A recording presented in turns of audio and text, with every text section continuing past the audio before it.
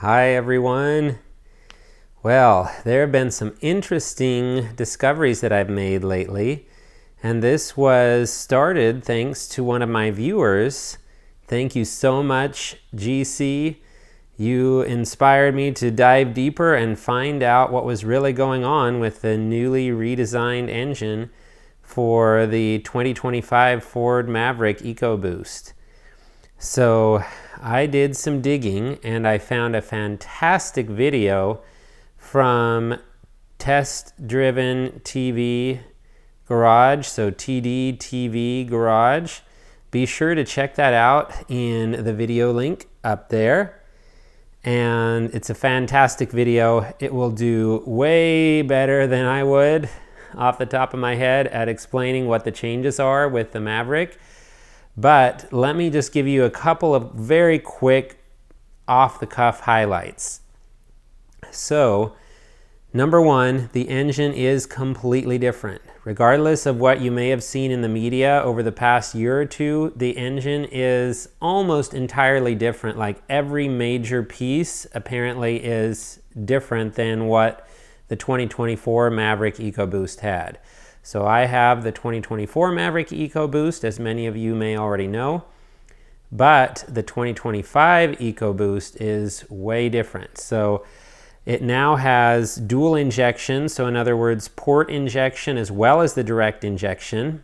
My 2024 is direct injection only. So of course there's some great benefits to having the valves cleaned by the port injection. So that's great for longevity and hopefully less maintenance. Also, where there was some plastic, I believe it was for the valve covers, that is now metal. Also, as many of you know by now, depending on exactly when the 2025 model was made, so earlier in the year versus later in the year, you may or may not have the gasoline particulate filter as part of that 2025 Maverick EcoBoost. So those are some things that really stand out to me. I highly recommend checking out the video from TD TV Garage. And if you're curious, watch till the end of this video and you will see a link to not only one of my playlists and where you can subscribe if you're not already a subscriber, but there is an older video that I did when I was just starting to learn some of the key details about the Lobo EcoBoost, for example.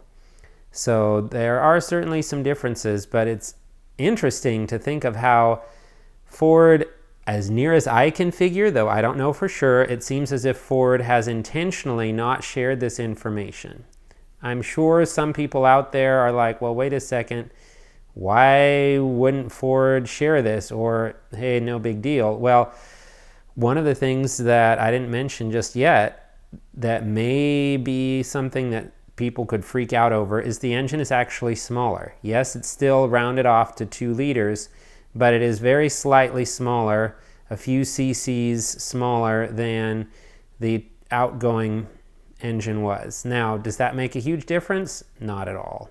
In fact, with the port injection and the other features and benefits, I would say as long as the new little details are ironed out, which with anything new can take a few model years or at the very least several months to iron out the key improvements that might be needed or adjustments that might need to be made or recalls or whatever.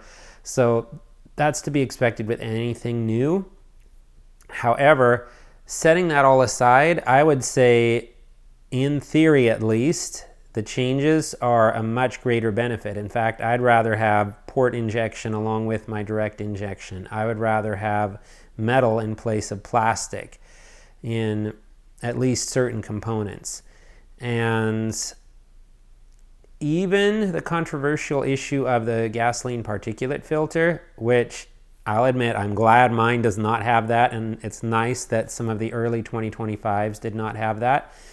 However, if an engine is going to be putting out a significant amount of particles and that can be eliminated, then as you know, somebody who lives in the environment, I appreciate having less soot and those sorts of things that are being put out by vehicles in general. Now, just quick side note, a brand new vehicle, generally speaking, is going to put out a lot less soot than many older vehicles from 10, 20, or 30 years ago or more.